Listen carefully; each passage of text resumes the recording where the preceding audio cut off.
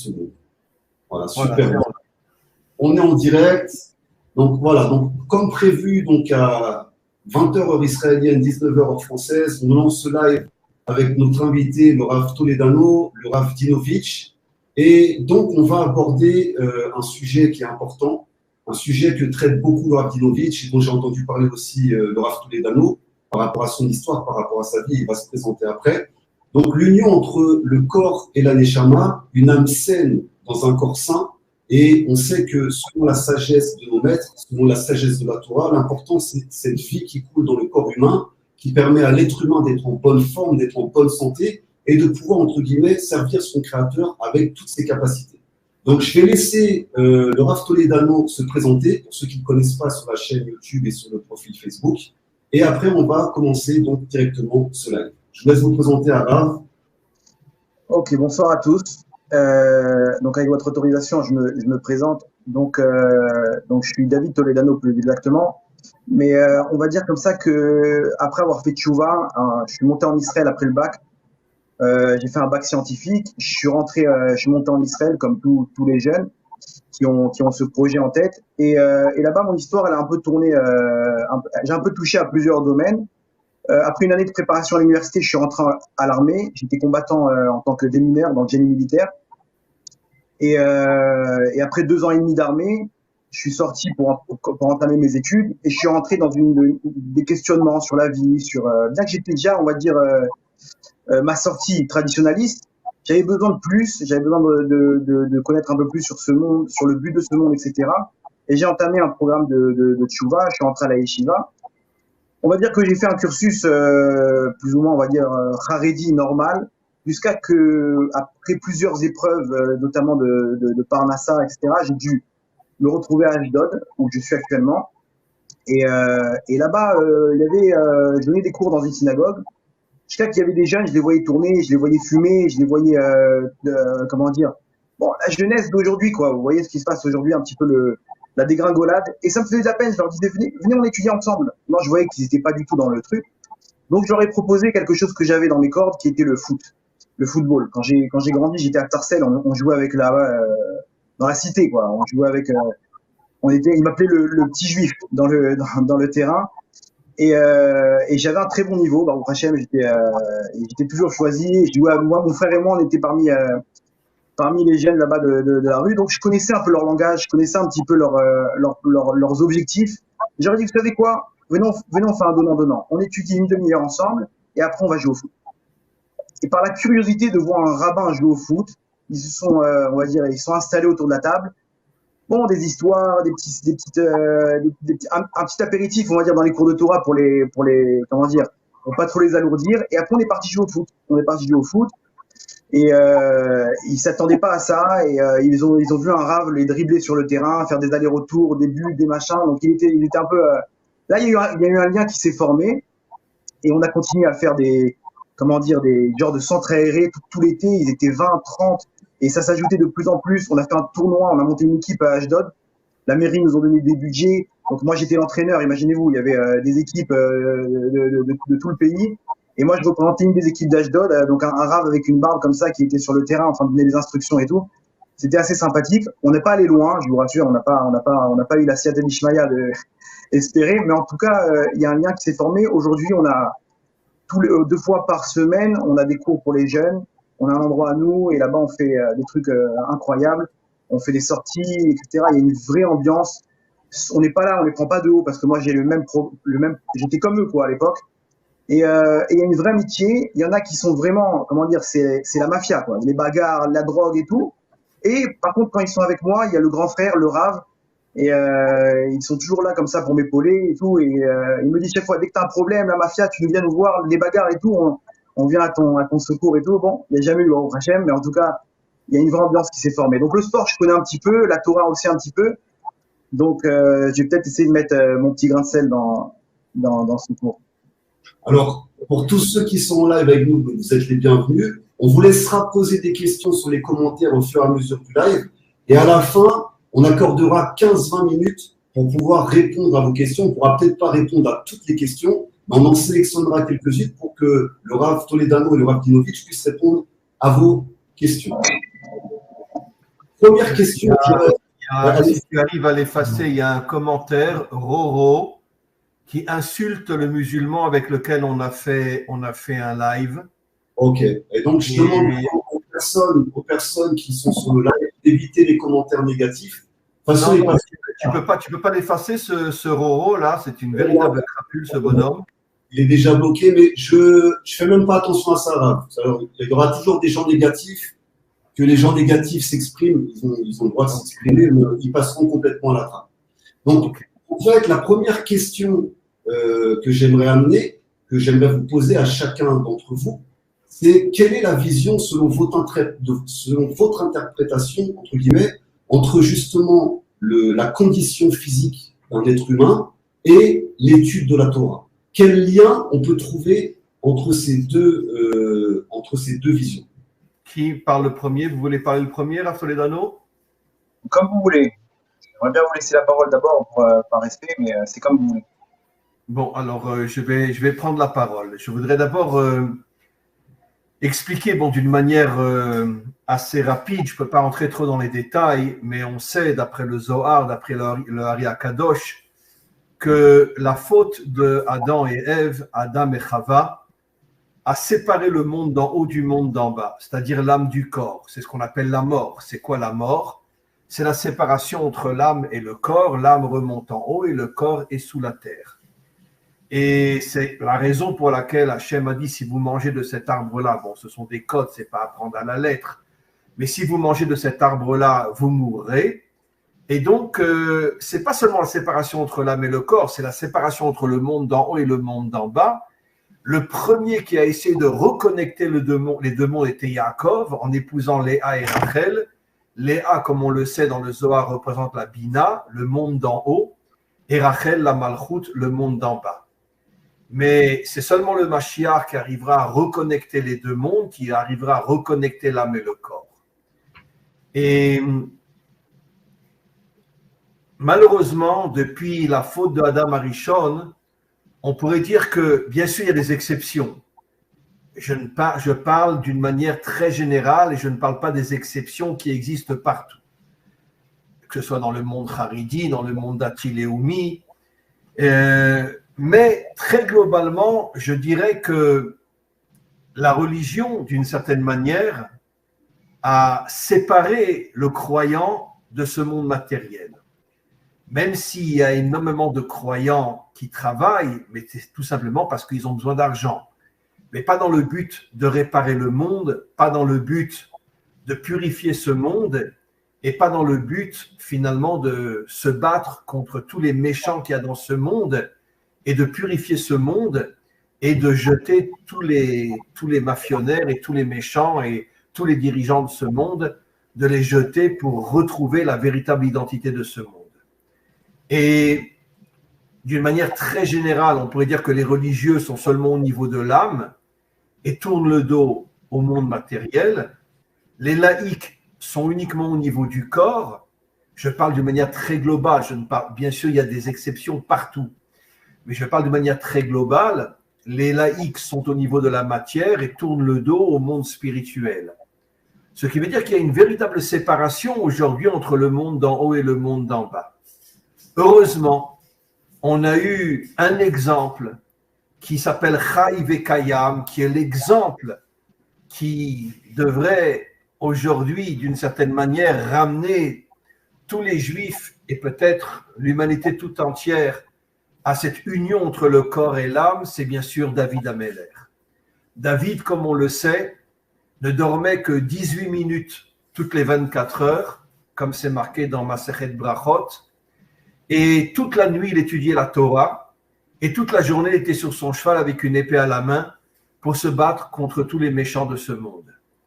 David incarne véritablement l'union entre le monde d'en haut et le monde d'en bas. C'est la raison pour laquelle le Mashiach s'appelle Ben David, et tous les commentaires posent la question, mais comment on peut l'appeler Ben David?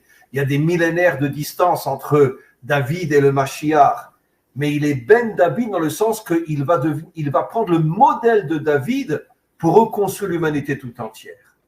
Je terminerai avant de céder la parole au Rav Toledano que le Rav Kook, qui est aussi un homme exceptionnel. Et je pense que beaucoup, même chez les Haridim, devraient étudier le Rav Kook aussi, parce que c'est un homme fabuleux.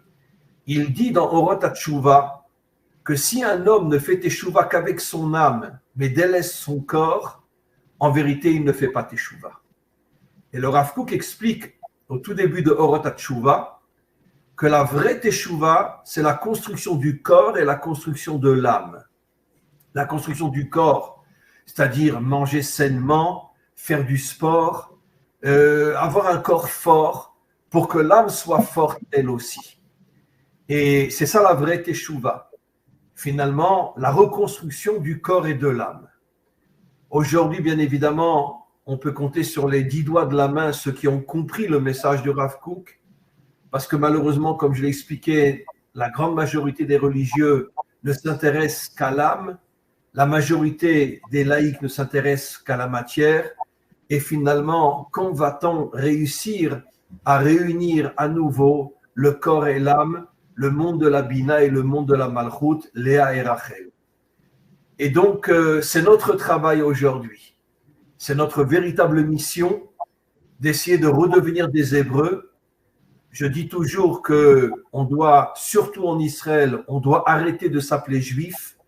Comme on le sait, Yehudi est un terme galoutique. La première fois que l'on voit apparaître le mot Yehudi, c'est dans le galout de Bavel. Et le Rov des commentaires disent Yehudi, c'est la perte de la dimension hébraïque et on devient tout simplement un juif galoutique.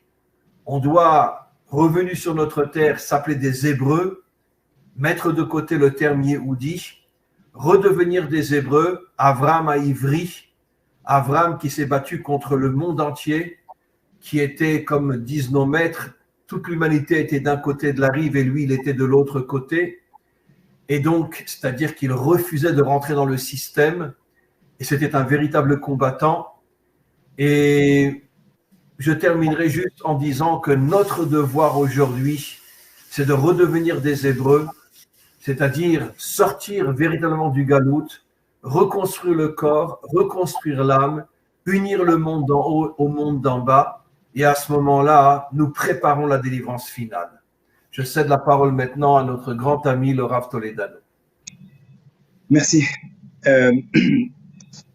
Moi, je suis un petit peu d'accord avec l'avis du Rav, dans la mesure où, dans mes cours, je parle beaucoup d'action. Aujourd'hui, on se trouve dans le Olam Asiya, le monde des actions, ok, et on va dire que de laisser le monde des pensées déconnecté avec le monde de l'action, il est clair que c'est un problème. Il est clair que c'est un problème et que c'est ce qui correspond à ce que Laura a expliqué par rapport entre la rupture entre la pensée et le corps. Concernant le sport ou l'activité en elle-même, ça rejoint la même vision des choses. Le Baal HaTanya, il explique que le corps, il est formé, donc le corps c'est l'ustensile, c'est le réceptacle. Dedans, il y a ce qu'on appelle un nefesh, ok, et plus à l'intérieur, il y a ce qu'on appelle un nefesh Eloki qui part selon les actes d'une personne. Maintenant, nous explique le Baal HaTanya que l'un influence le corps. Alors, l'influence va rester sur mon corps, ok, elle va rester sur mon corps. Maintenant, de là, il y aura une influence sur l'intérieur. Parce que vous êtes d'accord avec moi que quelqu'un qui fait du sport, son sentiment de bien-être après que lui procure l'activité, elle est énorme. Il se sent bien dans sa peau, il sent de la joie. Il y a tout plein de trucs qui sont sécrétés dans son cerveau qui lui donnent une joie intérieure, qui lui donnent des forces pour continuer, malgré qu'il est courbaturé, malgré qu'il se sent mal. On va dire qu'il y a une influence dans son effet. Rabbi Nachman lui-même nous dit dans la Torah Kavbet là-bas que des fois il faut entendre son corps. Il faut entendre son corps parler, ses besoins, qu'est-ce qu'il a besoin pour pouvoir faire un lien et arriver à l'unité comme l'a si bien dit Laura. D'un autre côté, il nous dit le Baal HaTanya que si jamais, donc ça c'est le principe comme on a dit de mens sana in corpore sano, une âme sainte dans un corps saint. Maintenant, selon le Baal HaTanya, il y a aussi l'effet inverse. C'est-à-dire que l'influence, elle est réciproque. L'influence, elle est réciproque de la mesure où, si jamais je donne de la lumière à mon nefesh, à ma neshama, automatiquement, comme elle se trouve à l'intérieur, elle va illuminer vers l'extérieur, vers le corps. Et c'est pour ça que quelqu'un, par exemple, qui s'énerve, risque de toucher l'élément matériel parallèle, qui est par exemple le foie. Okay, le kaas, la colère, ça touche à le kisamara. Okay, c'est le foie. Le Harizal nous dit que celui qui ne fait pas maï macaroni, il peut avoir des problèmes d'épaule. Il y a tout un lien entre les deux. Donc, comme a dit le Rav, il y a une influence du corps vers la neshama et inversement, la neshama vers le corps. Et aujourd'hui, on est dans une situation où il y a un nituk et une déconnexion entre les deux.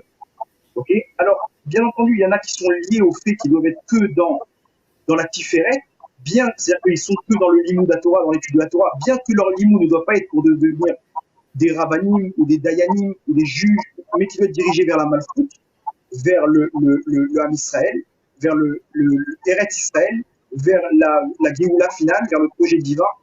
Okay, et ces gens-là, comme à l'armée, il y a des gens qui finissent leur service et qui deviennent mefagdim, ils deviennent officiers,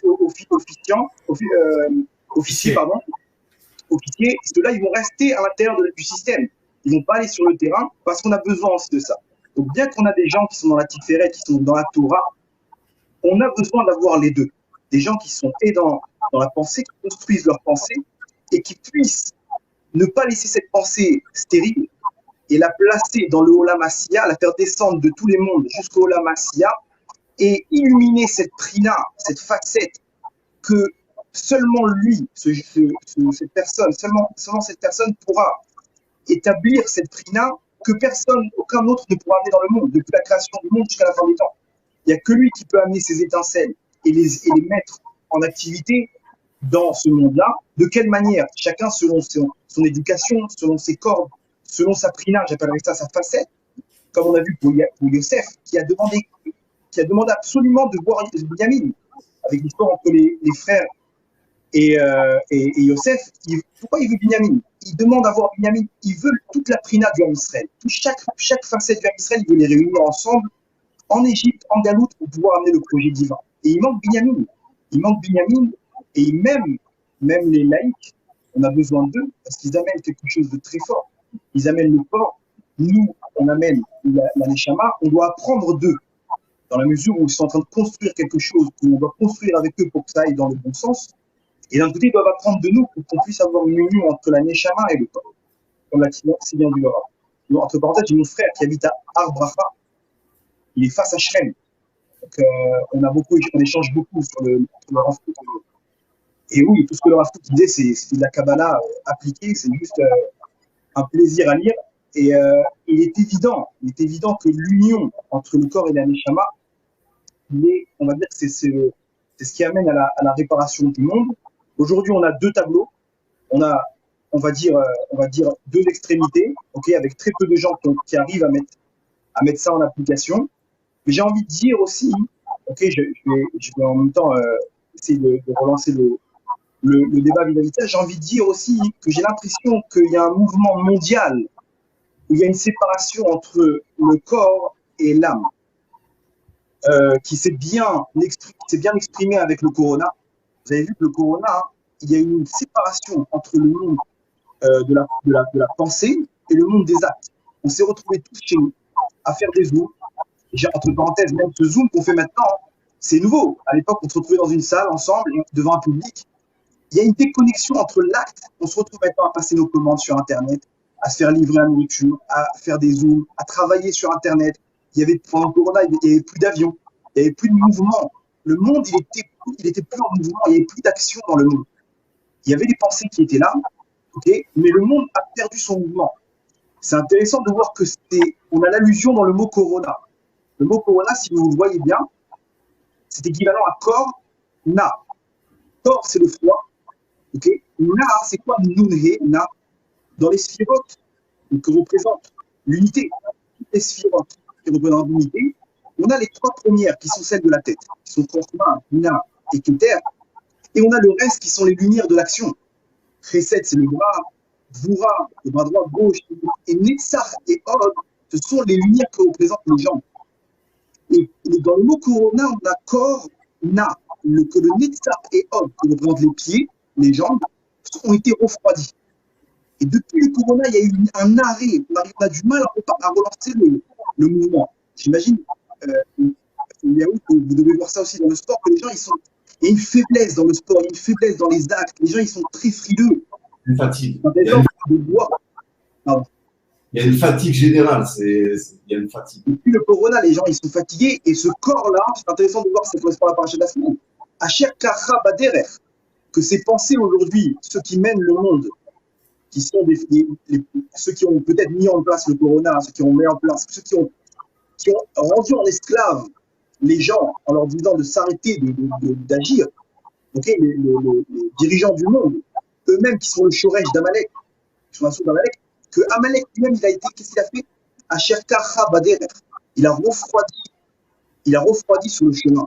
Et corona, on voit ce corps, ce refroidissement de l'activité dans le monde. J'aimerais savoir qu'est-ce que le Rav pense de cet événement, on va dire cette allure générale. Est-ce qu'il y a le Rav est d'accord par rapport au plan divin, qu'il y a un arrêt des mouvements mondiaux dans les événements actuels? Je suis 100% d'accord avec tout ce que vous avez dit, Rav Toledano. Je suis vraiment touché de voir que, comme je l'ai dit, il y a dans chaque dimension de ce monde, il y a des exceptions qui comprennent quel est le rôle et le but véritablement de l'homme dans ce monde, et vous en faites véritablement partie, et ça me touche énormément.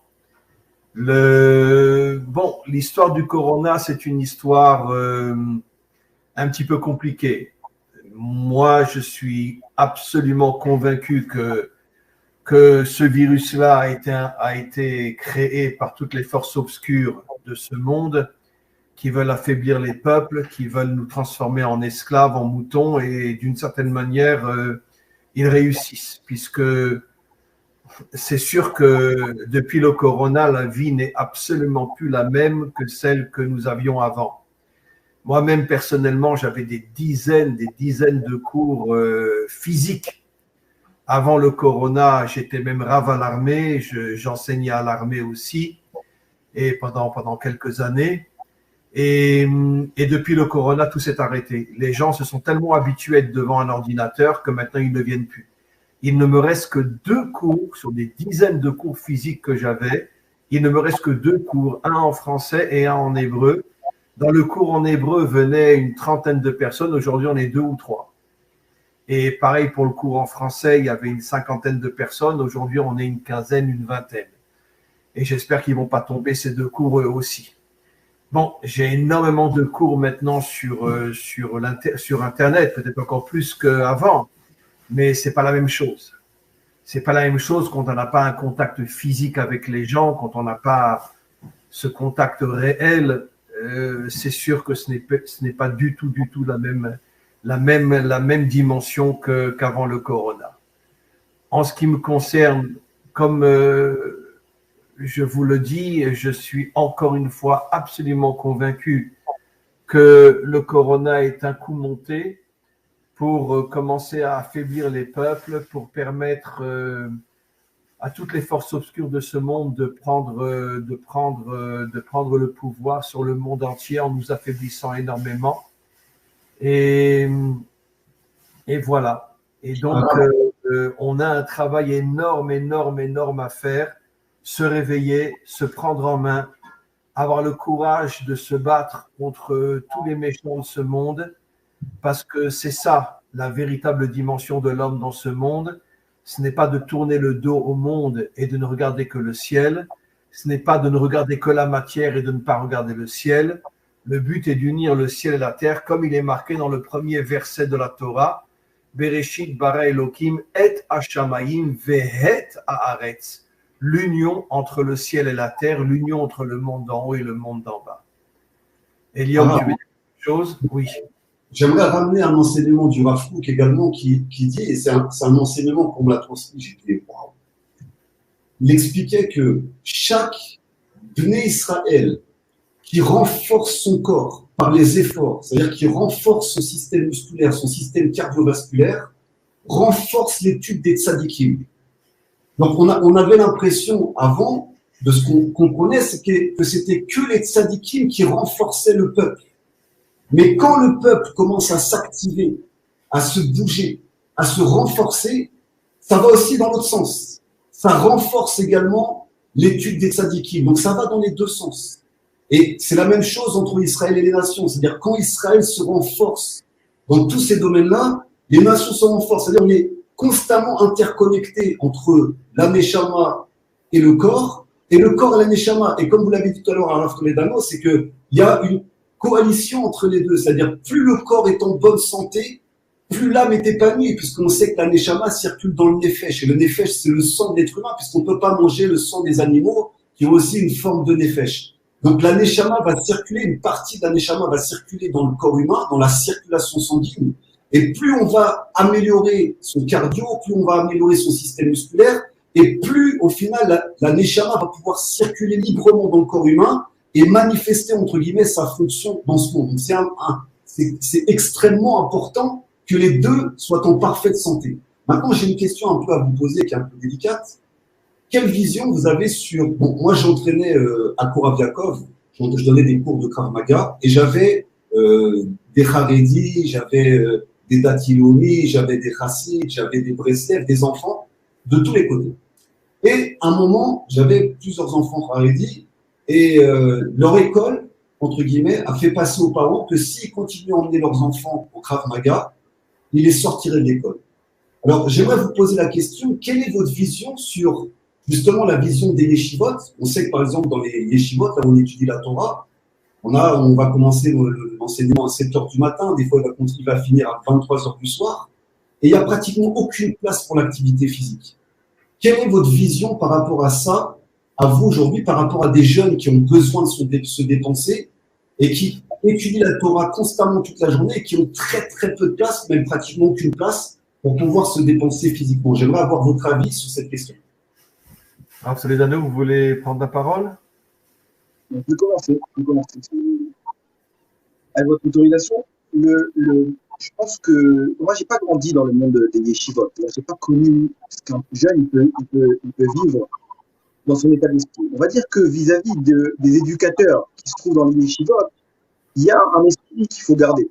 Il y a un esprit qu'il faut garder, il y a un habit qu'il faut garder, il y a une mentalité comme ça de protection, ok, de la mentalité, de la Torah, de comment se tenir.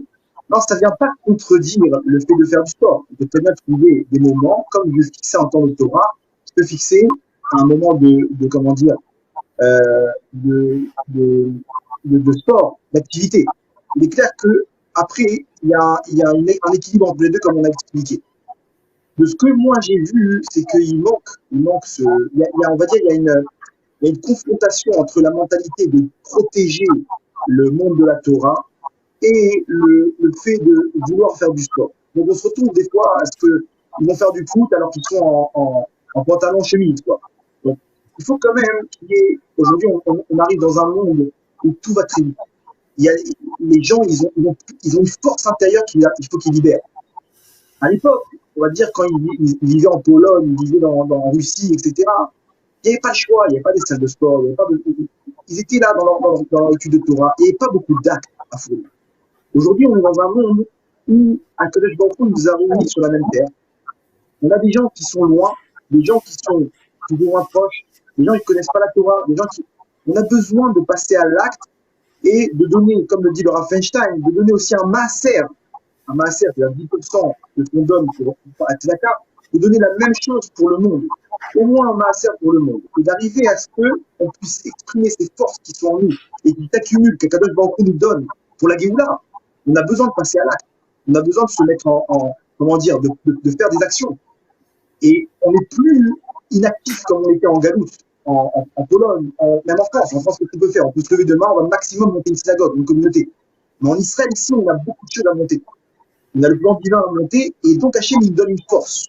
Je pense qu'aujourd'hui, si on n'arrive pas à extérioriser ces gvurot, cette force intérieure spirituelle qui s'accumule, alors où on arrive à un taux de jeunes qui quittent les yeshivot et qui ont besoin de sortir, qui ont besoin de s'exprimer, parce qu'on les a trop étouffés, où on arrive à des problèmes de de création dans le vide, comme des problèmes de semences, enfin, des problèmes qui se passent aujourd'hui dans les yeshivot. Il faut arriver à trouver un juste milieu, de fixer un temps pour faire du sport, pour exprimer cette lumière qui va faire en même temps office d'entraîner la personne à demain être prêt à agir dans ce monde-là. Parce que des fois, après, on se retrouve à la flemme, nos muscles sont fatigués, on n'a pas la force de sortir.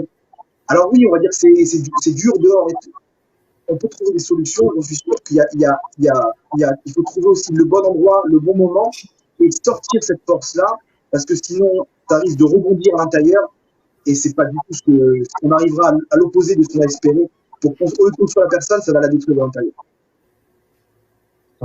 Arav, qu'est-ce que vous en pensez, vous, de cette vision-là, qui font que dans les yeshivotes, il y a très très peu de place à l'activité physique, sachant que les jeunes en ont besoin? Comme j'en ai déjà souvent parlé, je l'ai cité tout à l'heure et je vais un peu plus approfondir. Avant le corona, j'étais rav à l'armée. Et il y a une révolution inimaginable dans le monde haridi aujourd'hui. Ce sont des milliers et des milliers d'enfants haridis qui rentrent dans les unités combattantes aujourd'hui à l'armée. La presse n'en parle pas, personne n'en parle, beaucoup de religieux ne le savent pas. Mais j'étais donc rav à l'armée et j'enseignais à la fois aux Haridim et à la fois aux Datim Leumim. J'enseignais dans les unités Givati, parachutistes et commando. Et quand j'ai commencé à l'armée, au début, il y avait peut-être une cinquantaine, une centaine de Haridim qui commençaient à s'engager. Avec le temps, c'était des milliers. Aujourd'hui, je comprend que la jeunesse haridite prend conscience qu'on ne peut plus rester uniquement dans le ciel. On a besoin de s'engager sur terre aussi. Je vais vous raconter une histoire. Au tout début, quand j'ai commencé à être rav à l'armée, je donne un cours à des haridim, des gens avec des muscles inimaginables, parce qu'ils font des entraînements dans le Givati ou dans les commandos, dans les parachutistes, des entraînements inimaginables, mais avec papillotes, avec une grosse kippa noire sur la tête, etc. Et je parle aujourd'hui, ce sont des milliers qui rentrent à l'armée, dans les unités combattantes. Et bon, j'ai dit une bêtise, je donne un cours, et puis en plein milieu du cours, je dis, bon, dites-moi, vous êtes ici à l'armée pourquoi? Pour pouvoir après travailler et gagner de l'argent. Parce qu'on sait très bien qu'en Israël, si tu n'as pas fait l'armée, ce n'est pas évident de pouvoir avoir un métier officiel et de pouvoir gagner suffisamment d'argent pour nourrir ta famille. Et à ce moment-là, il y a un jeune soldat avec des papillotes, des grandes papillotes, qui se lève et qui dit « Rav, pourquoi vous nous insultez ?» En hébreu, bien sûr, hein, ce n'est pas en français. Il me dit, mais vous n'avez pas compris pourquoi nous on est rentré dans l'armée. On n'est pas rentré dans l'armée pour pouvoir après avoir un travail et pouvoir gagner de l'argent. On est rentré à l'armée parce qu'on aime notre peuple et on est prêt à se sacrifier pour lui. Mais je vais vous avouer que quand je l'ai entendu parler, je me suis mis à pleurer devant tout le monde. Je me suis mis à pleurer, je me suis excusé, je me suis levé, je l'ai serré dans mes bras. Et je me suis vraiment excusé d'avoir dit une telle bêtise parce que lui disait la vérité. Et donc, je pense que, et je n'ai pas fini, il y a une révolution aujourd'hui dans le monde haridi au niveau de la jeunesse qui prend conscience qu'on ne peut pas rester uniquement en haut, on doit aussi descendre en bas. D'ailleurs, là aussi, pas tout le monde le sait, mais vous n'imaginez pas aujourd'hui le nombre de jeunes haridis qui rentrent dans la high-tech. Et je vais donner l'exemple, j'ai un fils qui est haridi et qui est responsable de tout un groupe dans la high-tech. Et pourtant, c'est un garçon haridi. Mais il a un poste très important dans une grosse société où il est un petit peu le patron de la high-tech. Et pourtant, il est très jeune, il a 25, 26 ans. Et de plus en plus aujourd'hui de jeunes Haridim, je ne parle pas des Datim Leumim, depuis toujours, ils travaillent. Mais chez les Haridim, il y a une révolution aujourd'hui attention, ça reste de vrais charidim, avec papillotes, avec une grosse kippa sur la tête. Et combien de fois, quand on priait Mincha, ils enlevaient leur casque et ils mettaient un chapeau sur la tête, etc.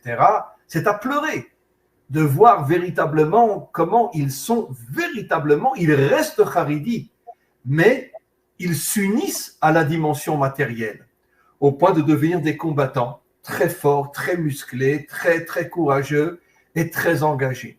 Donc, oui.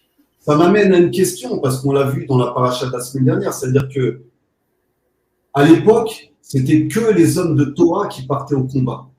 Qu'est-ce qui s'est passé depuis pour qu'il y ait une scission comme ça? C'est-à-dire que hier, il fallait être un homme de Torah, c'est-à-dire dans l'époque de la Torah, où on voit tous les versets de la Torah, il fallait être un homme de Torah pour partir au combat. Dans la paracha de la semaine dernière, on voit si un homme a peur, il ne doit pas aller au combat. Il doit sortir des rangs. Mais par contre, il doit aider les forces de guerre. C'est-à-dire qu'il ne peut absolument pas se retirer complètement de l'aide qu'il va donner à ses frères pendant cette période où il va combattre. Qu'est-ce qui s'est passé? D'abord, il faut savoir que tous les Tanaïm étaient des hommes d'action. Rabbi Akiva s'est allié à Bar Korba pour se battre contre les Romains. Rabbi Shimon Bar Yochai, que tout le monde croit que c'est un homme spirituel, c'est marqué clairement dans le Talmud, c'est le seul homme qui a dit clairement « Je préfère mourir debout que vivre comme un esclave et baisser ma tête devant les Romains ». Et c'est pour ça qu'il a dû s'enfuir dans une grotte parce que les Romains voulaient couper sa tête avec son fils. C'était un véritable combattant, Rabbi Shimon Bar Yochai. C'est pour ça qu'il a mérité de recevoir le Zohar. Et Rabbi Akiva aussi.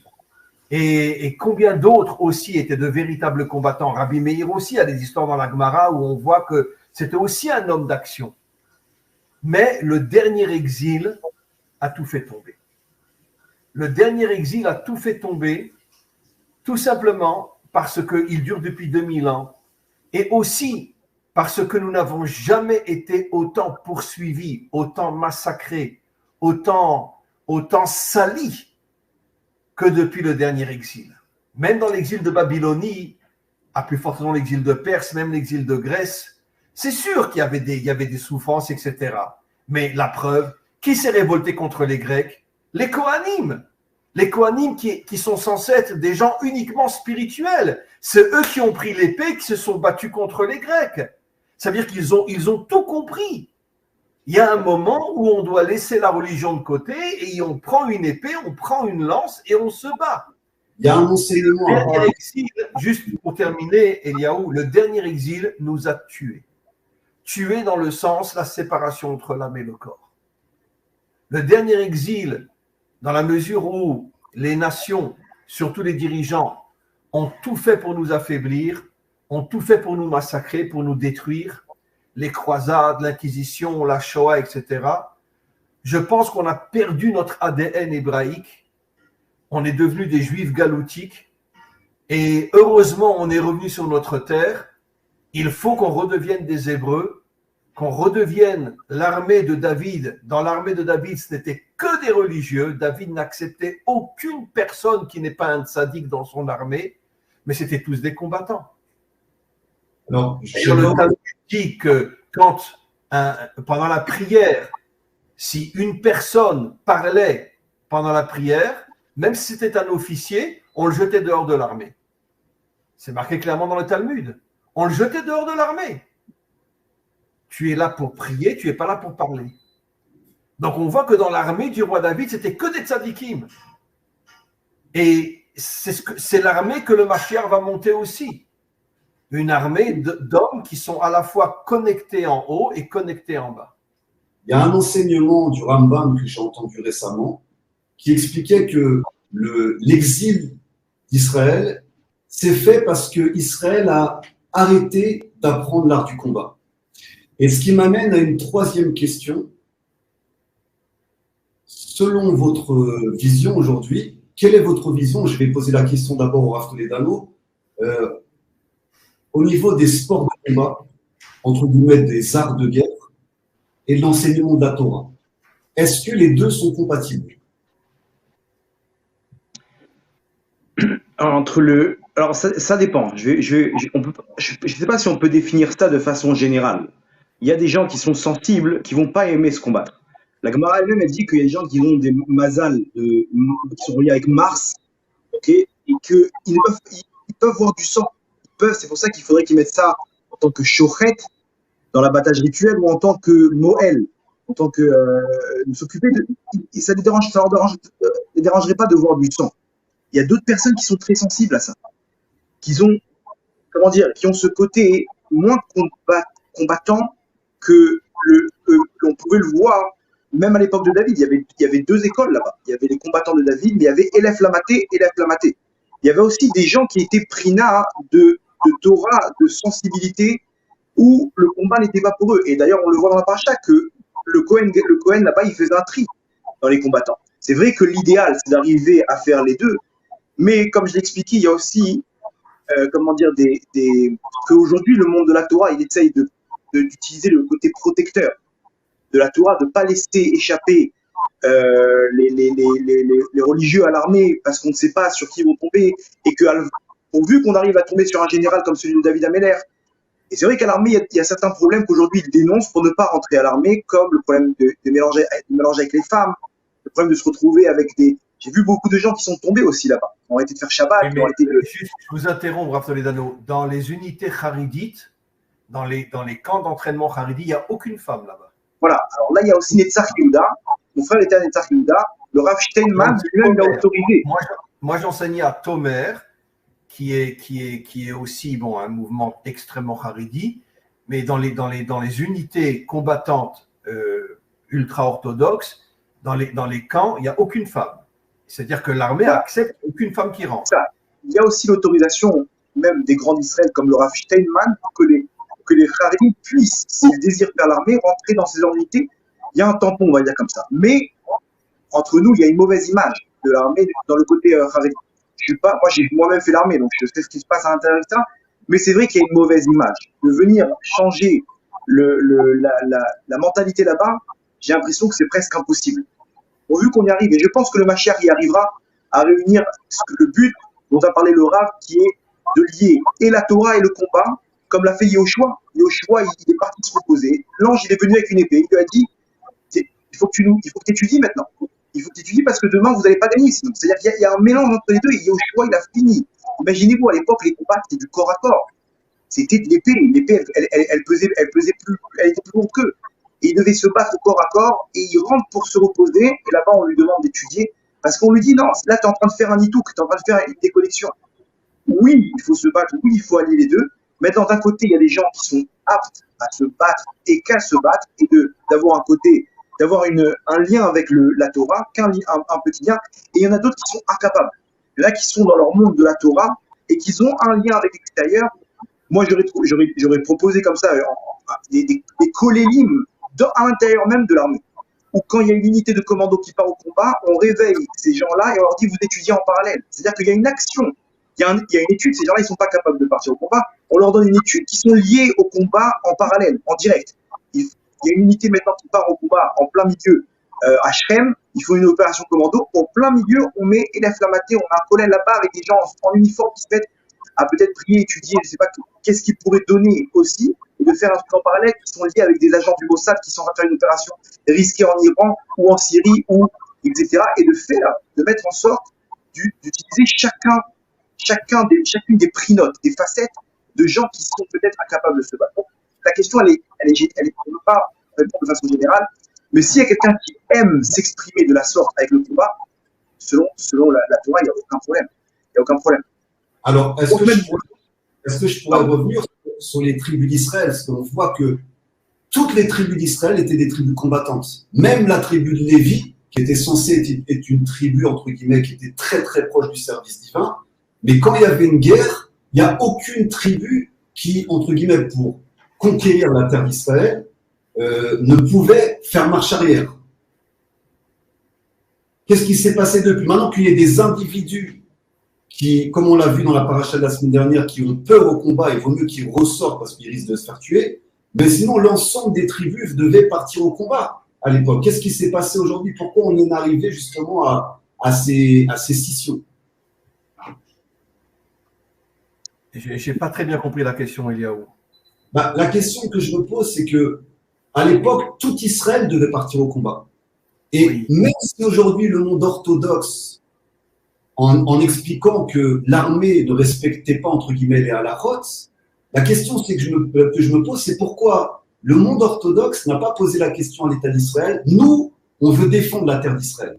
On veut défendre le peuple d'Israël, mais on exige que pour nos sections, ce soit des sections qui soient respectueuses des mitzvot. Et il n'y a pas eu cet appel fait non plus du monde orthodoxe. Et c'est les questions que je me pose. Non, mais au départ, il faut savoir que le Ben Gurion avait rencontré, je ne sais plus quelle grande sadique de l'époque. Chazon-Ish. Comment? Le Chazon-Ish. Oui, le Chazon Ish, bravo. Il avait rencontré le Chazon Ish. Et Ben Gurion avait tout un plan pour que les Haridim ne rentrent pas à l'armée. Et il lui a dit, écoutez, je ne vous oblige pas à venir à l'armée. Et jusqu'à il y a à peu près 10 ans, il n'y avait aucun Haridi pratiquement qui s'engageait à l'armée. Et vous pouvez continuer à étudier, etc. Et il a dit au Chazon Ish, comme ça, vous nous protégez. Voilà. Mais en vérité, on a compris avec le temps que Ben Gurion ne voulait pas de religieux à l'armée, il ne voulait que des laïcs. Et bon, aujourd'hui, tout a changé, bien évidemment. Et il faut savoir aussi qu'il y a de plus en plus de laïcs, de jeunes laïcs qui ne vont plus à l'armée aujourd'hui. D'ailleurs, vous n'avez pas eu sur les autobus, maintenant il y a des publicités sur les autobus, Anelo Mishtamet, Ani Mesharet, je ne me débile pas, je ne fuis pas l'armée, mais je rentre au service de l'armée. Et pourquoi? Parce que aujourd'hui, la jeunesse laïque est de plus en plus occidentale. Elle ne veut pas risquer sa vie. Et ce sont des centaines, voire des milliers de jeunes laïcs aujourd'hui qui ne veulent plus aller à l'armée. Mais d'un autre côté, j'oserais presque dire merci Hachem, parce que de plus en plus aujourd'hui de Haridim rentrent à l'armée. De plus en plus de Datim Leumim, ça fait très longtemps depuis le début qu'ils sont à l'armée. Et je suis absolument convaincu que d'ici à peu près 10 ans, 99% de l'armée aura une kippa sur la tête. Et ça redeviendra l'armée du roi David. Donc finalement, on voit qu'il y avait eu un complot de la part des laïcs pour empêcher les religieux d'aller à l'armée. Aujourd'hui, tout change et ça va changer de plus en plus au point que, encore une fois, je me répète, je suis persuadé que d'ici quelques années, 99% de l'armée israélienne aura une kippa sur la tête. Et ça sera tous, bien sûr, des gens extrêmement forts. Alors, j'ai une question à vous poser. On sait que le corps est une sagesse extraordinaire. C'est-à-dire, si on voit le corps humain, comment il est fait, comment les organes fonctionnent entre eux, le système nerveux, le cerveau, c'est une sagesse divine extraordinaire. Est-ce qu'on pourrait considérer la pratique d'une activité physique, le développement corporel, comme une étude de Torah en soi? Ça, c'est une question que je vous pose. Par rapport au corps? Exactement. Ben, je vais te raconter une histoire et après je céderai la parole au Rav Toledano. Dans les premiers temps où j'étais à l'armée, une fois ils m'ont envoyé dans le désert une Jeep. Je suis arrivé au camp et une Jeep est venue me chercher pour m'envoyer. Et après on a roulé pendant à peu près une demi-heure pour entrer dans un désert où se trouvaient justement les Haridim qui venaient de passer toute une journée, c'était en plein mois de juillet, sous un soleil de folie à la frontière de l'Égypte. Et je les vois arriver, je sors de la Jeep, je les vois arriver, ils ont la tête baissée comme ça, ils sont crevés. D'accord? Et ils marchent même pas en levant le pied. Et puis après, tout d'un coup, je vois quelque chose, et je vous le dis encore une fois, ça m'a fait pleurer comme un torrent. Je les vois s'asseoir dans le sable, et j'en vois des dizaines. Il y en a un qui sort un psaume, il y en a des Breslev qui sortent un Écoutez Moharam, des Lubavitch qui sortent un Tanya, d'autres, les Litaïm qui sortent une Gemara et qui commencent à étudier. Je me suis approché d'eux et j'arrivais pas à retenir mes larmes. Et je leur dis, mais attendez, mais après un entraînement de plusieurs heures sous un soleil, il fait 50 degrés, j'imagine que l'entraînement a dû être catastrophique, mais comment vous avez encore le temps de sortir un livre pour étudier? Et vous savez ce qu'ils m'ont répondu? Ils m'ont dit, mais Rav, nous sommes là pour faire l'union entre l'âme et le corps. On s'est entraîné pendant des heures avec notre corps et maintenant on va lire un petit peu la Torah pour unir le corps et l'âme. C'est fabuleux, c'est extraordinaire. Comment cette jeunesse, elle a tout compris. Et Arav Toledano, comment vous visionnez, vous, l'étude, entre guillemets, la pratique du corps? Il faut savoir que le sport, ça vient du mot Sparte. C'est lié à la Grèce. Mais c'est pour ça qu'il y a aussi une méfiance, entre guillemets, du monde orthodoxe, parce qu'il y a ce lien avec Yavan et la Grèce qui était vraiment que sur la culture du corps. Maintenant qu'on comprend que le corps a une sagesse divine extraordinaire, est-ce que le fait d'entretenir son corps, de développer son cardio, est-ce que pour vous, ça pourrait être une étude de Torah en soi? Je pense pas qu'aujourd'hui la vision du monde de la Torah, c'est de voir ça comme un culte, etc. Je pense qu'ils sont pas là-bas. Mais il est clair que de faire de ça, comme on a dit, il y a l'union entre le corps et la neshama.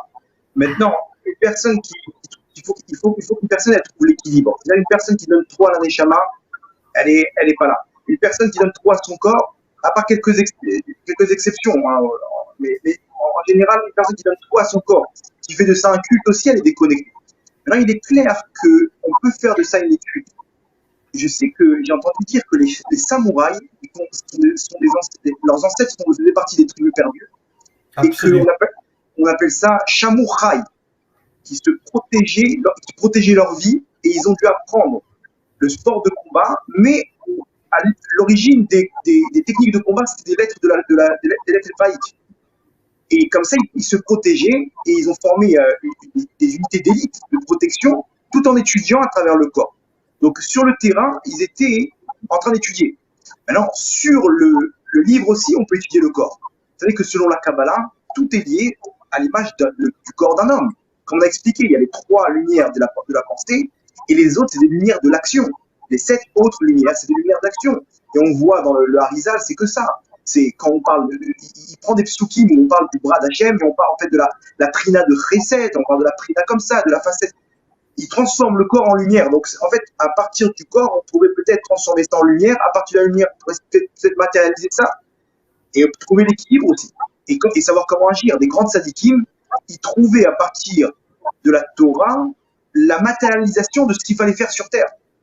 Et ils donnaient des instructions selon les données qu'ils avaient sur la Torah. C'est-à-dire qu'ils arrivaient à matérialiser ces lumières en corps, en gouffre, et donc en action. Et est-ce que la reconstruction finale du Beth Amikdash, du temple, ça ne serait pas d'abord une reconstruction du corps? Parce que avant de pouvoir recevoir la Shrina, de pouvoir, comme je le disais au départ, ressentir son âme qui circule partout à l'intérieur de son corps, il faut pouvoir reconstruire, entre guillemets, l'extérieur de la Shrina, qui est le temple. Donc, est-ce qu'en fait, le peuple hébreu, entre guillemets, qui est parti en exil et qui a perdu, entre guillemets, son corps, qui est devenu, entre guillemets, une âme errante et qui a posé son pied un petit peu partout sans pouvoir se construire vraiment, et c'est ce que, entre guillemets, les premiers pionniers israéliens ont essayé de refaire, c'était reconstruire un juif fort, solide. C'était un peu le démarrage de la reconstruction de la terre d'Israël. Est-ce que justement la reconstruction du temple, ça ne serait pas d'abord une reconstruction du corps, puis une reconstruction de l'âme, pour retrouver cet équilibre justement entre ces deux mondes? Alors, je me permets de te répondre en disant que le Zohar dit explicitement que le temple lui-même correspond à la Malchut, donc le monde d'en bas, et après rentre la lumière de la Bina du monde d'en haut dans le temple. Ça veut dire que le temple, au niveau de sa construction, s'appelle la Malchut, donc le monde d'en bas, Rachel. Et la Bina, Léa, après la construction du temple, rentre, surtout dans le Saint des Saints, dans le Kodesh HaKodashim, rentre dans le temple. Donc le temple, c'est l'union entre le monde d'en haut et le monde d'en bas. Mais je voudrais juste terminer, avant de laisser la parole au Rav, que n'oublions pas que le temple est construit sur le Har Tzion. Tzion, Gematria, Yosef. C'est la valeur numérique de Yosef. Pourquoi Yosef est le seul personnage biblique qui est appelé Tzadik? Pourquoi Yosef a Tzadik? Parce que c'était un homme d'action. Il a passé toute sa vie dans l'action. 80 années de sa vie, il était dirigeant de l'Égypte. 12 ans, il était en prison. Et avant, il a été vendu à Poutifar. Ça veut dire que c'était un homme d'action qui était en même temps, comme il est dit dans la Torah, Ve'Hashem imo, Dieu est avec lui, Dieu est avec lui. C'est pas marqué lui est avec Dieu, c'est marqué Dieu est avec lui. Pourquoi? Parce que Dieu a vu en lui, Hachem a vu en lui un homme qui avait tout compris. Mon travail est de purifier ce monde, de réparer ce monde. Et donc il est rentré depuis l'âge de 17 ans. Jusqu'à 17 ans, il étudiait avec son père Yaakov. Après, il a été vendu. Et pendant pratiquement presque 90 ans, il était uniquement dans l'action. Pas dans le but, dans l'action pour gagner de l'argent, dans l'action pour pouvoir purifier ce monde, bien évidemment. Et c'est pour ça qu'il est appelé tzaddik. Le tzaddik authentique, c'est celui qui arrive, encore une fois, à l'unité entre l'âme et le corps, et surtout d'agir au niveau de son corps. D'ailleurs, pourquoi on dit que le Mashiach viendra sur un âne? Bon, c'est un code. Mais l'âne en hébreu se dit chamor. Chamor, chomer, chomriout, la matière. Ça veut dire qu'en vérité, le Mashiach va venir sur la matière. L'union entre son âme et la matière. C'est ça le Mashiach. Exactement comme Yosef HaTzadik, qui est appelé Tzadik parce que justement, il est arrivé à unir le corps et l'âme. Alors, j'aimerais vous poser une dernière question avant qu'on rentre sur la partie questions-réponses des personnes qui nous suivent en live. J'aimerais vous poser la question sur un sujet qui est la cache-route. D'accord? Quel lien on peut retrouver entre la cache-route et la santé du corps et la santé de l'âme? Rav Toledano, vous voulez parler? Oui, j'aimerais bien répondre à la question. Et j'aimerais bien aussi rebondir sur ce que le Rav a dit juste avant. Parce que vraiment, c'est vraiment dans la. J'ai l'impression que mon avis est dans la même longueur d'onde et j'aimerais bien le partager avec vous. Au niveau de la cache-route, la Gemara dit elle-même que le cœur il se ferme, il est satoum quand une personne elle a. Donc il y a un lien entre le côté matériel qui est ce que je vais manger et une influence spirituelle sur ma neshama qui va me fermer, on va dire, l'ouverture d'esprit que j'ai dans ma neshama qui va pouvoir s'exprimer à travers mon corps. Il y aura un canal qui va se fermer à cause de ce que je vais manger. Et même de manger des choses qui sont bonnes pour la santé. Au contraire, le corps, il a plus de force. Et comme on a dit, il influence aussi à l'intérieur pour qu'on puisse mieux étudier, mieux se connecter entre le corps et la neshama. Quand on mange n'importe quoi, il y a une déconnexion. Déconnexion parce que la personne, elle a des maux de ventre, elle n'est pas bien. Aujourd'hui, c'est une catastrophe ce qu'il y a sur le marché. C'est une catastrophe. Chez nous, on est passé au bio depuis longtemps. Il n'y a plus de lait, il n'y a plus d'huile, plus de farine blanche. Et ça fait du bien. On se sent plus léger, on est mieux dans notre peau. Peut-être je vais laisser le Rav répondre à la question et après rebondir sur la question d'avant. Je voulais juste dire qu'en vérité, avant la faute de Adam, tout était cachère. C'est le Zohar qui le dit. La faute de Adam a fait tomber des énergies négatives, impures, dans certains animaux et des énergies pures dans certains animaux. J'ai d'ailleurs consacré déjà il y a quelque temps un cours sur ce problème-là, où j'ai expliqué que tous les animaux interdits sont remplis d'énergie négative, qui sont tombés à cause de la faute de Adam Arishon. Je m'excuse de le dire, mais sachez, Rav Toledano, qu'il y a des milliers de non-juifs aujourd'hui qui mangent cachère. Quand je dis des milliers, ceux que je connais moi. C'est incroyable le nombre de non-juifs aujourd'hui qui mangent cachère, qui font venir leur nourriture par des camions ou par comme ça, d'endroits cachères, etc. Parce qu'ils ont compris que dans la nature non cachère, il y avait des énergies négatives qui allaient tuer leur âme. Et donc, c'est absolument incroyable, parce qu'il y a une révolution dans le monde aujourd'hui, surtout au niveau de la cache-route, où des milliers de non-juifs prennent conscience que s'ils mangent du porc ou s'ils mangent un lapin, etc., ils font rentrer en eux des énergies qui vont les détruire. Et donc, Au niveau de la cacheroute est quelque chose de très très important. N'oublions pas que quand Hachem a proposé la Torah à Israël, les premières tables, il l'a proposé aussi aux 70 nations. Ce sont les dirigeants qui ont tout fait pour empêcher les nations de recevoir la Torah. Mais j'imagine que dans la Torah que les nations étaient censées recevoir, il y avait sans doute, j'imagine forcément, les lois de la cacheroute aussi. Je m'excuse de le dire aussi, mais sachez qu'il y a énormément aujourd'hui de non-juifs qui se font circoncire. C'est absolument incroyable, énormément. Récemment, j'ai des amis belges qui sont venus me voir ici en Israël. Et puis, tout d'un coup, ils m'annoncent, Rav, vous savez que je suis circoncis? Des non-juifs, bien sûr. Je dis, comment vous êtes circoncis? Il me dit, oui, je me suis fait circoncire par un chirurgien juif en Belgique. Et j'étais vraiment étonné. Et depuis, j'ai appris qu'il y a effectivement énormément de non-juifs qui rentrent dans une clinique, qui cherchent un chirurgien juif, et le chirurgien juif accepte de les circoncire. C'est-à-dire la circoncision comme un juif, c'est-à-dire la mila et la priya. Et donc, il y a un réveil chez les nations aujourd'hui assez extraordinaire, et surtout chez ce que moi j'appelle les Bnei Adam, ceux qui sont descendants d'Adam et Ève. Et on est dans une situation qui est très très difficile aujourd'hui, mais d'un autre côté, on sent qu'il y a un réveil, que ce soit les Haridim qui vont à l'armée, que ce soit les non-juifs qui prennent conscience qu'on les a manipulés, qu'on les a roulés pendant des millénaires en leur faisant croire que les juifs étaient des pourritures. Et aujourd'hui, ils prennent conscience qu'on leur a menti pendant des millénaires. Et vous ne pouvez pas imaginer, Rav Toledano, le nombre de non-juifs aujourd'hui qui écoutent les cours de Torah, du Rav Ron Shaya, du Rav Twetou, mes cours aussi, etc. Vous n'imaginez pas. D'ailleurs, ils sont plus nombreux que les juifs. Et je vous avouerai que sur mon site à moi, j'ai plus de non-juifs qui me suivent que de juifs, puisqu'ils sont des milliards. Et donc, c'est quelque chose, il y a un réveil aujourd'hui dans le monde absolument incroyable, un amour de la Torah, un amour d'Israël, et je pense qu'on est vraiment sur le chemin de la délivrance finale.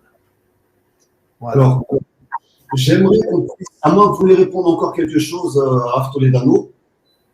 Moi, c'était par rapport au. Si je peux me permettre de prendre 3-4 minutes, 5 minutes peut-être par rapport à ce que vous avez dit sur le Beth Amikdash, vraiment, c'est très fort. Et d'ailleurs, l'homme lui-même, comment il a été conçu par la main d'Hachem, le corps, et après Hachem il a insufflé la Neshama.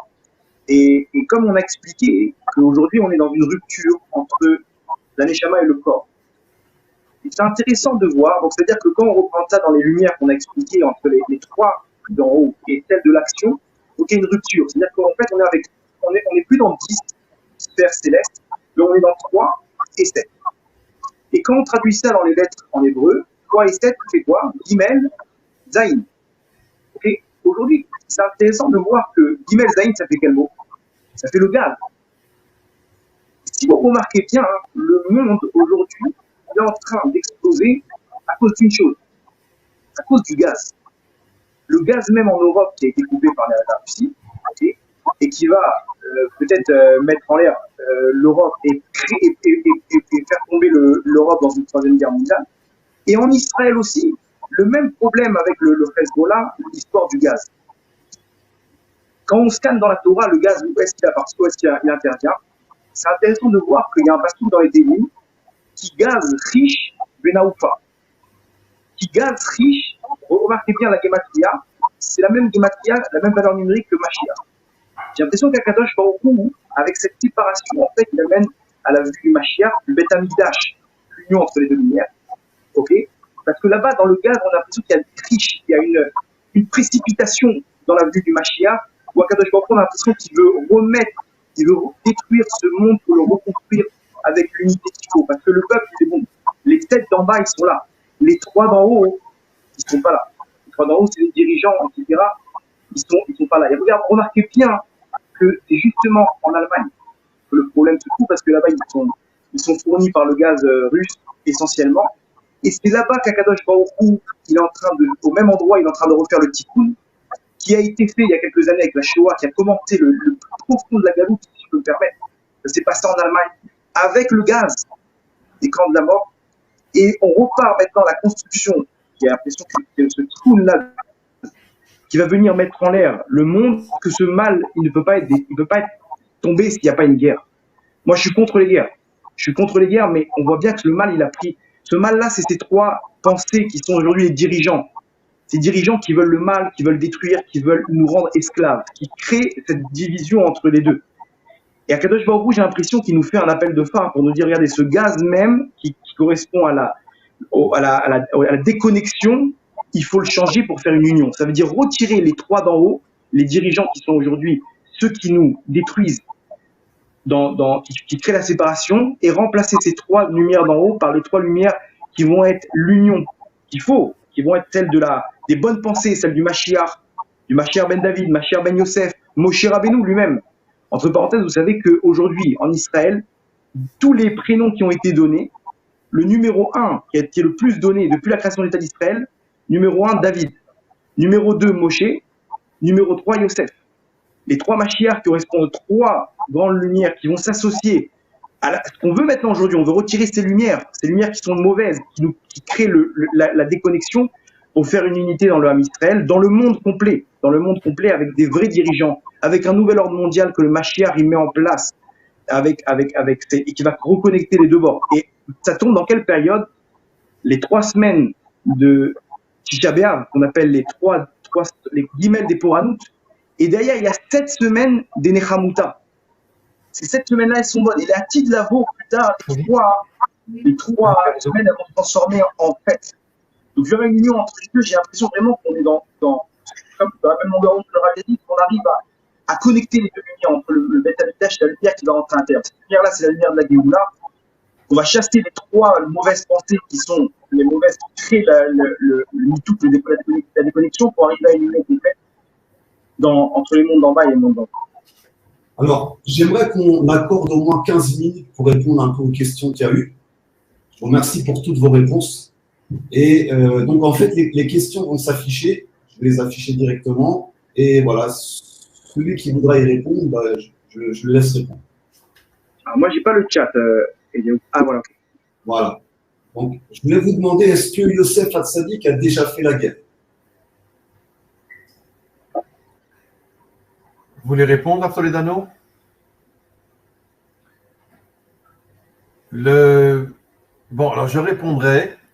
Il n'a pas eu l'occasion de faire une guerre réelle avec une épée sur un cheval, mais c'était un homme d'action pendant pratiquement toute sa vie. N'oublions pas que pendant 80 années, il a dirigé l'Égypte, ce qui lui demandait donc une action inimaginable. N'oublions pas qu'il a été pendant 12 ans en prison. Et bon, je ne l'ai pas dit tout à l'heure, mais je vais le dire maintenant. Yosef était un homme extrêmement beau. Le Midrash dit que quand il est devenu le dirigeant de l'Égypte, toutes les filles égyptiennes lui couraient derrière et il n'est jamais tombé, tellement il était beau et il rendait fou les filles égyptiennes et il n'est jamais tombé. Il est resté avec sa femme et il ne l'a jamais trahi. En prison, tous les prisonniers voulaient le violer. Comme il n'y a pas de femmes dans les prisons, donc automatiquement la majorité des prisonniers deviennent des homosexuels. J'étais moi-même aussi, je ne l'ai pas dit, mais j'étais rave dans les prisons pendant 10 ans. Et avant d'être rave à l'armée, j'étais rave dans les prisons pendant 10 ans. Et malheureusement, j'ai vu des choses catastrophiques. Parce que étant privé de femmes, les gens tombent complètement. Et Yosef était poursuivi, dit le Midrash, par des dizaines, des centaines de prisonniers qui voulaient le violer. Et à chaque fois, il arrivait à s'en sortir. Il n'a jamais été violé une seule fois. C'est vrai que le Midrash n'explique pas comment il s'en est sorti, mais le Midrash dit qu'il est arrivé pendant 12 ans à s'en sortir. Il n'a jamais été violé une seule fois. Donc Yosef était un homme d'action, même s'il n'a pas fait la guerre.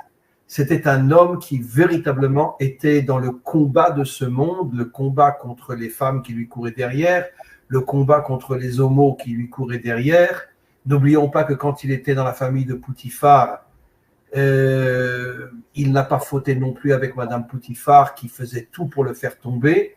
Malgré tout, il n'a pas été avec elle. Et donc, c'est ça, c'est la raison pour laquelle on l'appelle un tzaddik. Le tzaddik, c'est pas celui qui est toute la journée devant un livre.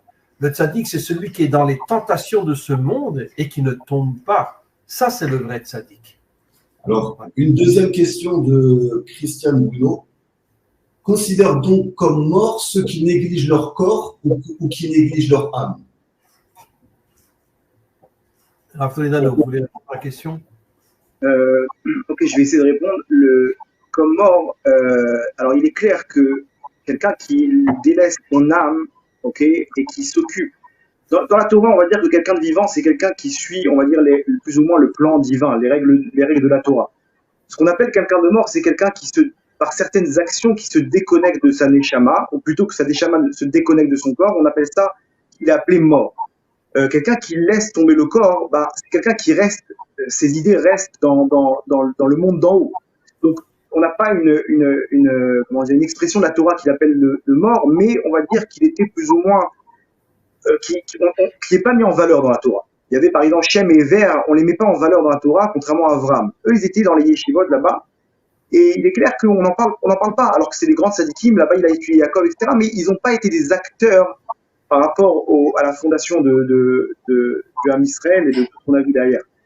Alors qu'ils avaient l'air d'être des grands tzadikim. Peut-être qu'ils étaient...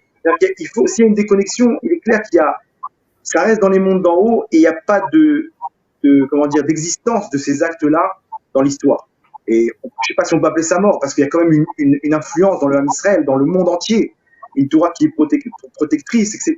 Mais on va dire que ça perd le caractère d'acteur principal dans ce monde-là. Ok. Mais disons que l'âme sans corps ou le corps sans âme, c'est la mort. Vous êtes d'accord, Rav Toledano? Oui. Une âme sans corps ou un corps sans âme, c'est la mort. Oui, de façon matérielle, une fois qu'une personne quitte ce monde, c'est que l'âme est partie. Oui. C'est qu'il n'y a plus. Et inversement, une personne qui est que dans l'âme et qui annule son corps, on va dire que ça doit être temporaire, mais derrière, il n'y a plus les choses ne s'inscrivent plus dans le monde des actes. Alors, on a aussi une question donc, de Odette Clémence Reirina. Donc, le roi David avait des guerriers, des gardes du corps qui étaient des Bnei Adam. Est-ce qu'ils ont appris la Torah avec le roi David pour avoir le mérite de devenir des soldats du roi David? Alors, je répondrai à cette question. L'un des amis les plus proches du roi David s'appelait Barzilai, qui était un non-juif et qui avait une armée et qui passait son temps à protéger le roi David. Dès que le roi David était en danger, Barzilai, c'est marqué dans la Bible, montait son armée et venait auprès du roi David pour le protéger.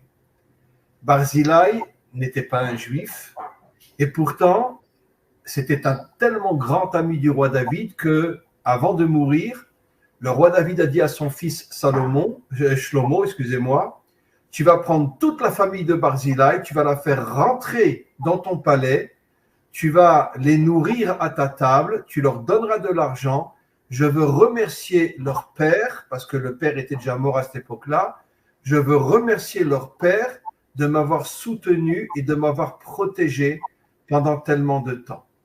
On voit donc que déjà à l'époque du roi David, il y avait un réveil au niveau d'individus, ce n'était pas encore au niveau des nations, mais d'individus qui avaient pris conscience qu'il fallait l'unité entre Israël et les nations. D'ailleurs, le Zohar dit clairement, c'est dans Parashat Bereshit, je ne me rappelle plus quelle page, mais vous pouvez le trouver en tapant sur Google cette phrase-là. Le Zohar dit clairement que la majorité des soldats de l'armée du Mashiach, c'est Rabbi Shimon Bar Yochai qui le dit, seront des non-juifs. C'est normal, ils sont plus nombreux que nous. Mais le Zohar dit que la majorité des soldats qui combattront dans l'armée du Mashiach seront des non-juifs.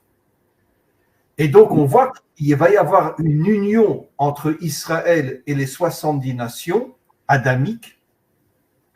Et à ce moment-là, il y aura une unité, parce que l'unité, ce n'est pas l'uniformité. L'unité, c'est le respect des différences. Tu n'es pas comme moi, mais je te respecte malgré tout.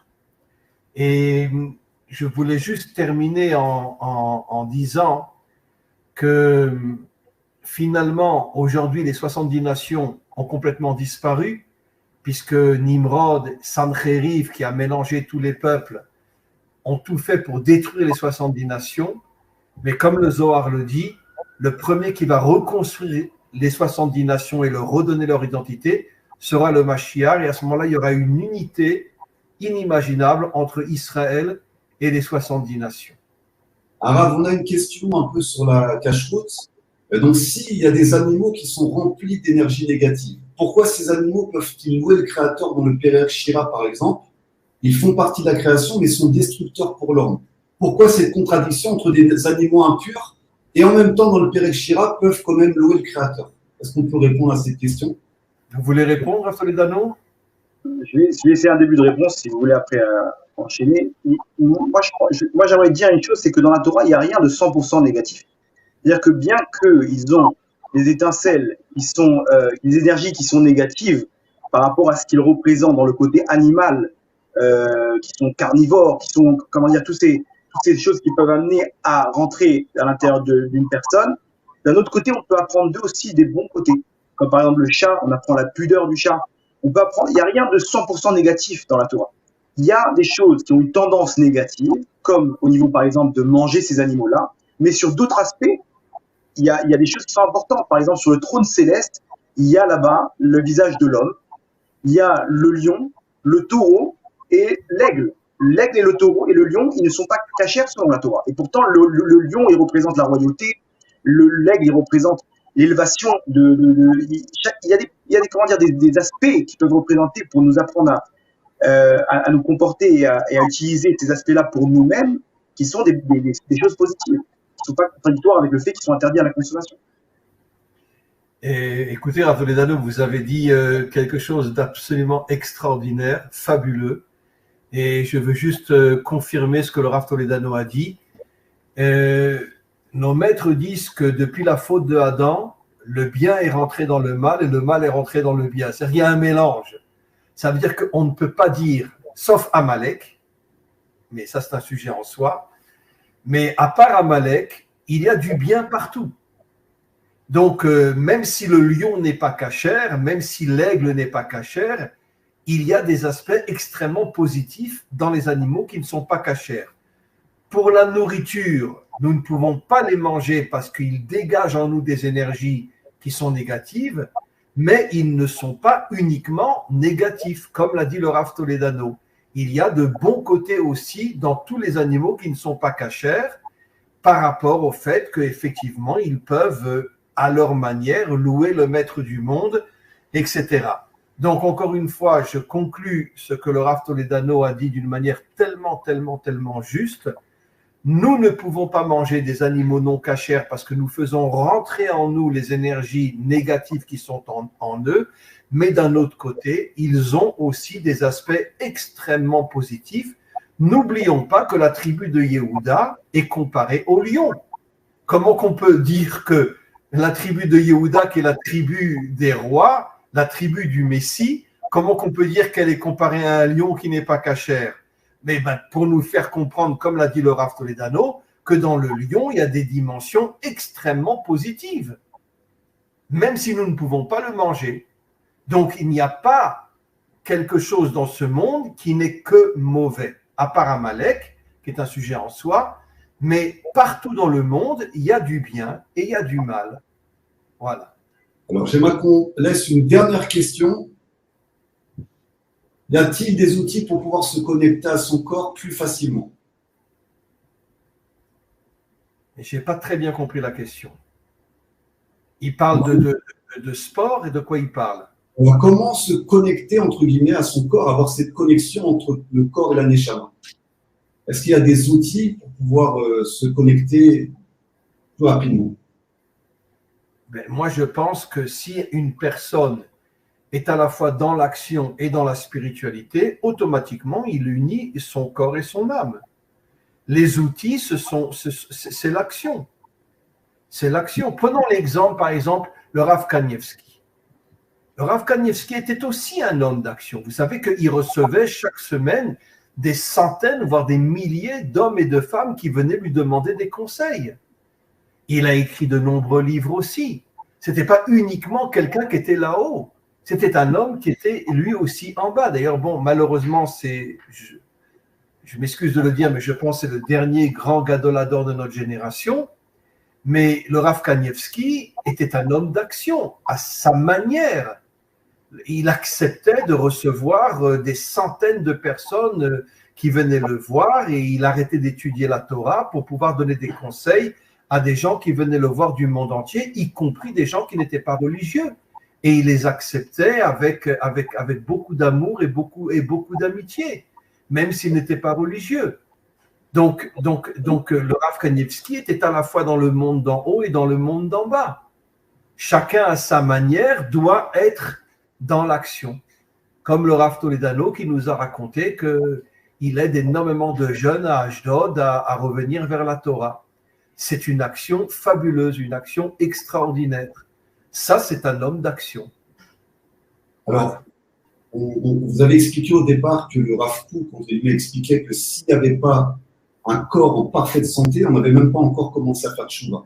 Donc, pour essayer de compléter votre réponse à Rav, le fait que le corps retrouve sa santé alimentaire, sa santé physique, qu'il se mette en mouvement, ce bien-être qu'on ressent, cette bonne hygiène de vie qu'on ressent, nous permet une plus grande connexion à la Neshama, nous permet un plus grand équilibre. Parce que quelqu'un qui est en mauvaise santé, qui est lourd, qui est fatigué, son corps va dégager énormément de toxines et ça va être difficile pour lui de se connecter à Hachem dans une situation comme ça.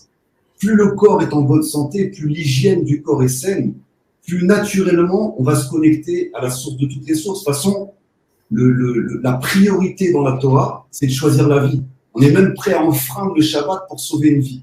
Donc le plus important, c'est cet arbre de vie qui circule en nous-mêmes et c'est cultiver cette vie. Parce que plus on va cultiver la vie à l'intérieur de notre organisme, à l'intérieur de notre corps, plus on sera connecté à Hachem. Parce que Hachem, il est à l'intérieur de chaque être humain.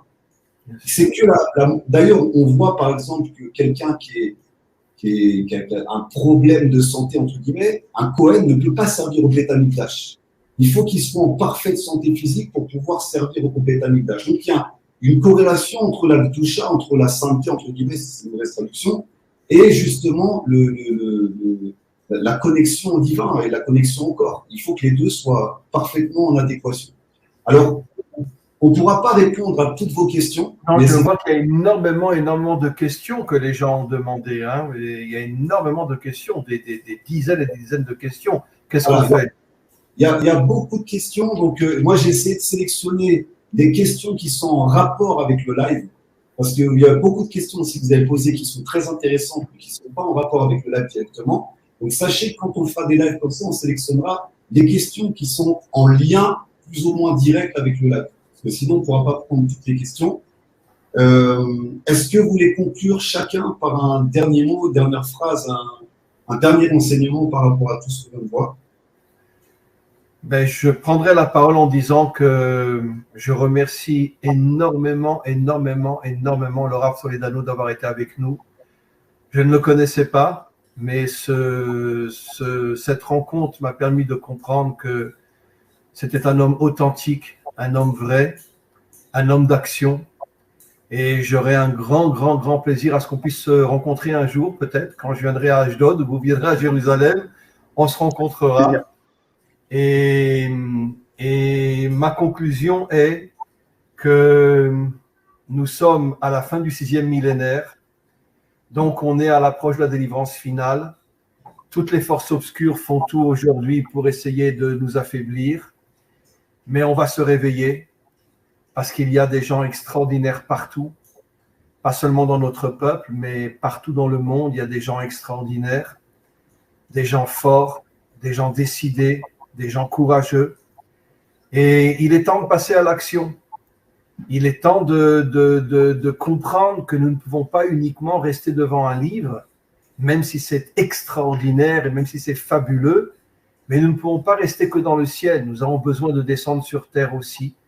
Comme je l'ai dit tout à l'heure, comme les Kohanim, qui étaient des gens uniquement spirituels, et quand il y a eu la guerre avec les Grecs, ils ont compris que c'était leur devoir d'être à la tête de l'armée qui allait chasser les Grecs d'Israël, et ils sont arrivés à le faire, alors que c'était tous des Kohanim, donc des gens qui n'étaient en principe que religieux.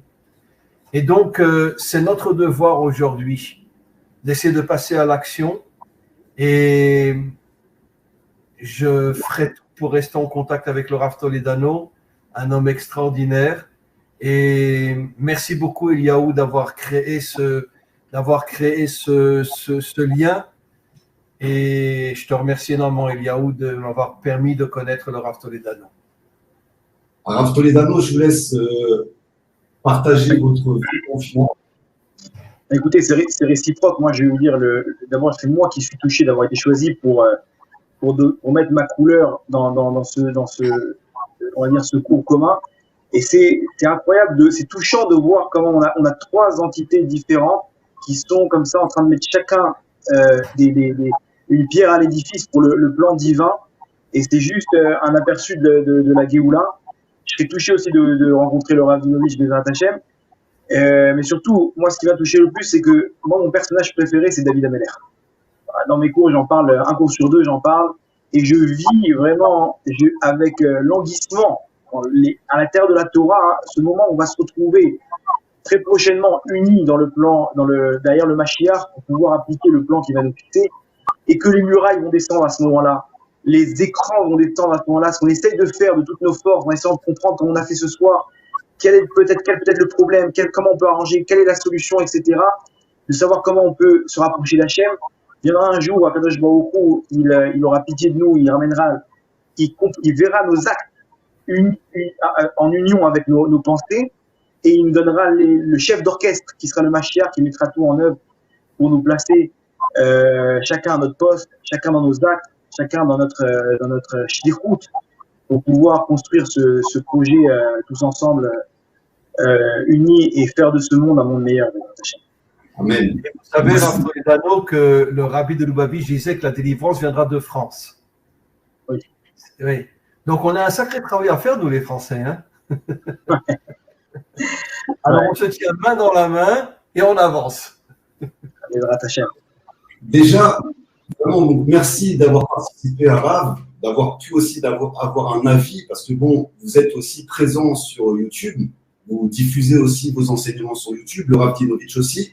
Il y a beaucoup d'élèves qui vous suivent, que ce soit des élèves des nations ou des élèves du Ham Israël, et d'avoir aussi comme ça des rabbanim qui échangent entre eux, qui partagent leurs idées, qui partagent leur avis, surtout dans ce mois d'Elul, dans cette période, d'avoir cette unité avec des fois des visions qui sont différentes, mais qui peuvent être ultra complémentaires, c'est très, très important. La semaine prochaine, on va avoir une invitée qui s'appelle Eva L'Heure de Vérité. On va parler de deux humanités, les adamiques et les non-adamiques. Ça sera mercredi prochain à 11h en live sur la chaîne. Ça sera aussi sur Steam. Exactement, ça sera sur le live, ça sera mis en live directement sur YouTube. Donc surtout, ne vous abonnez surtout pas à la chaîne. Si vous voulez suivre ce qui va se passer, ne vous abonnez pas. Et on prévoit de peut-être une fois par mois, si le Rav Toledano est d'accord, peut-être qu'on se voit une fois par mois sur Steam. Si vous êtes d'accord. Bien sûr, avec plaisir. Parce que c'est important qu'on reste liés. Avec grand plaisir, Rav, si vous êtes d'accord, qu'on puisse vous recevoir régulièrement, qu'on vous est disponible et qu'on puisse aborder certaines thématiques avec grand plaisir. Donc, n'hésitez pas donc à vous abonner sur la chaîne du Rav Toledano si vous voulez suivre ses enseignements. Allez voir aussi sur le site du Rav Dinovitch, sur ravdinovitch.tv, les enseignements du Rav.